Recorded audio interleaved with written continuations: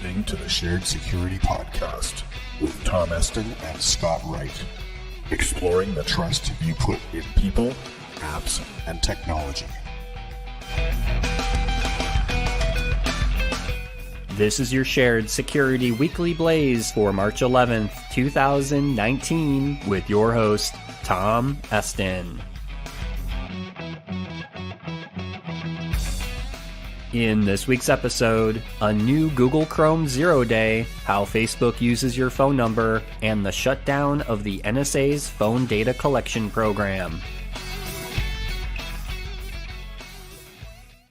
Protect your digital privacy with Silent Pocket's product line of patented Faraday bags, phone cases, and wallets, which will make your devices untrackable, unhackable, and undetectable. Use discount code SHAREDSECURITY to receive 15% off your order during checkout. Visit silentpocket.com today to take advantage of this exclusive offer.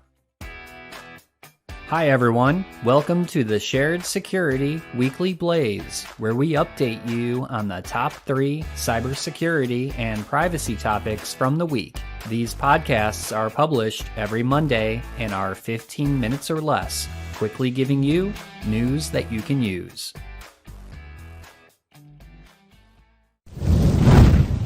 Google announced last week that a patch released on March 1st for the Google Chrome web browser was actually to fix a zero-day vulnerability that has been under active attack. The vulnerability, which is known as a use after free bug, is a type of memory error which can allow malicious code to escape Chrome's built-in security sandbox and will allow commands to be ran on the local operating system. This particular vulnerability was found in what's known as the File Reader API that allows web applications to read the contents of files within a user's computer. Google updated their original post about the patch to indicate that, quote, access to bug details and links may be kept restricted until a majority of users are updated with a fix, end quote. This is, of course, done to prevent malicious actors from accessing details on how the vulnerability works so that it cannot be replicated. As always, ensure you keep your web browser of choice updated. In fact, all modern browsers have a nifty auto-update feature. The Chrome browser will show you a green, orange, red 3-dot indicator at the top right of your browser. If it's green, an update has been available for 2 days. If it's orange, 4 days, and if it's red, 7 days. Click on the 3 dots and simply click Update Google Chrome. If you don't see this button or any color indicators, you're at the most current version. Our advice is to take a minute now to ensure you're using the latest version of Chrome.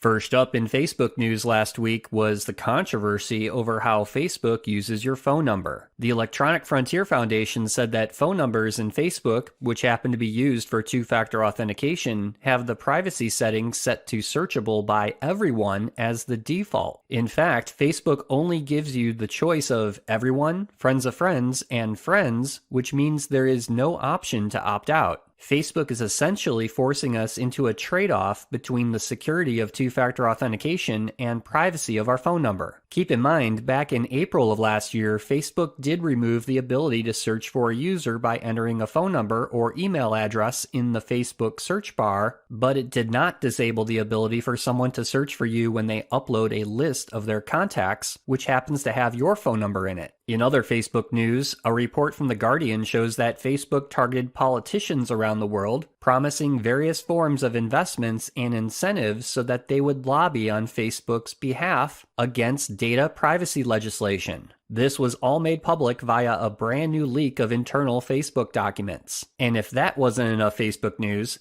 Facebook CEO Mark Zuckerberg released a manifesto of sorts which details his vision for building a privacy-focused messaging and social networking platform. Check out our show notes if you're interested in reading Mark's full post, but basically he wants to change Facebook so that it has more private interactions, end-to-end encryption, reducing permanence, safety, interoperability, and secure data storage. So what do you think? With all the controversy and scandal going on with Facebook, do you think Mark's intentions for a more secure and private Facebook are true? Or do you feel that ultimately we are the product and at the end of the day, making money off our private data is what Facebook is really about? Let us know your thoughts by sending us an email at feedback@sharedsecurity.net or through any of our social media channels, and let's continue the conversation.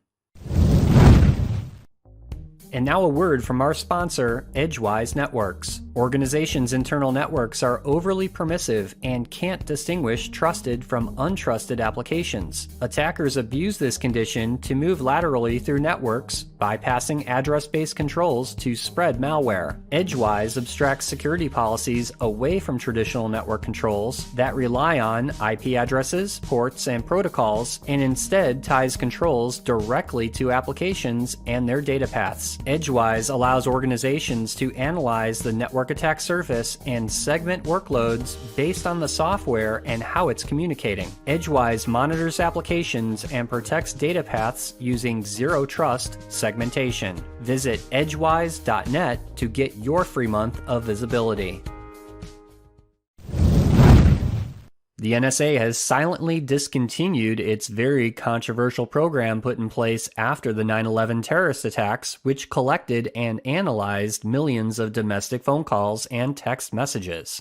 You may remember that this was the program exposed by whistleblower Edward Snowden. Because of the U.S. Patriot Act in 2001, this program collected metadata of communications which included phone numbers on the call, when the calls took place, and how long they lasted. Apparently, the system hasn't been used in months, and the Trump administration may not renew or extend this program. The New York Times says sources indicate that there have been problems with the way the data has been collected, which may be the reason for the shutdown of the program. In other NSA news, at the RSA Security Conference last week, the NSA released a free software reverse engineering tool called Ghidra, which is used internally by NSA employees. In fact, they even plan on releasing the source code for the tool on GitHub. In the meantime, that didn't stop some researchers who downloaded the tool to discover that a network port was opened when running the application, which would allow remote code execution. While the NSA states that they would never release a tool to the security community with a backdoor installed, it left many to speculate what the purpose of the port was. Upon letting the NSA know about this open port, the NSA said that this was used for internal teams to collaborate and share information with each other. However, the port specified by the NSA was not the same one discovered by the researcher. Now, besides what port should be or shouldn't be open, I find it fascinating that the NSA is trying to be more transparent about what they are working on, tools they develop, and wanting more collaboration with the cybersecurity community. More transparency from the NSA is a good thing, so let's hope for more of it in the future.